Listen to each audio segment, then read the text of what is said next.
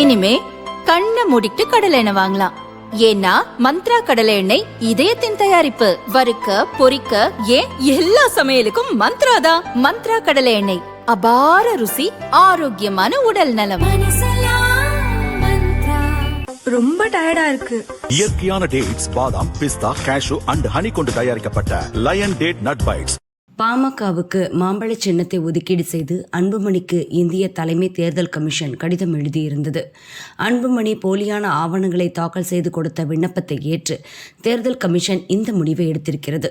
தேர்தல் கமிஷனின் முடிவை ரத்து செய்ய வேண்டும் என சென்னை ஹைகோர்ட்டில் பாமக நிறுவனர் ராமதாஸ் மனு செய்திருந்தார். ஏற்கனவே இதே கோரிக்கை தொடர்பான விவகாரம் சென்னை உரிமையியல் கோர்ட்டில் தொடரப்பட்டிருப்பதை சுட்டிக்காட்டிய ஹைகோர்ட் ராமதாஸின் மனுவை தள்ளுபடி செய்தது. இந்த உத்தரவுக்கு எதிராக சுப்ரீம் கோர்ட்டில் சென்ற வாரம் ராமதாஸ் மேல்முறையீடு செய்திருந்தார். மாம்பழ சின்னத்தை முடக்க வேண்டும் என்றும் கோரிக்கை விடுத்திருந்தார். இந்த மனு மீதான விசாரணை தலைமை நீதிபதி சூரியகாந்த் மற்றும் நீதிபதி ஜாய் மல்யா பக்ஷி அமர்வில் நேற்று நடந்தது. அப்போது அன்புமணி தரப்பில் ஆஜரான வக்கீல் மீனாட்சி அரோரா, இந்த வழக்கில் விசாரிக்க வேண்டியது ஒன்றுமில்லை.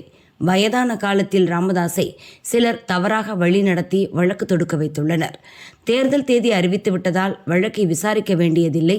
தேர்தல் கமிஷனின் ஆவணத்தில் என்ன இருக்கிறதோ அதையே கோர்ட் எடுத்துக்கொண்டு வழக்கை தள்ளுபடி செய்ய வேண்டும் என கோரினார். இதை ஏற்ற நீதிபதிகள் தேர்தல் தேதி அறிவிக்கப்பட்டு விட்டதால் இந்த விவகாரத்திற்குள் செல்ல கோர்ட் விரும்பவில்லை என கூறி வழக்கை தள்ளி வைத்தனர்.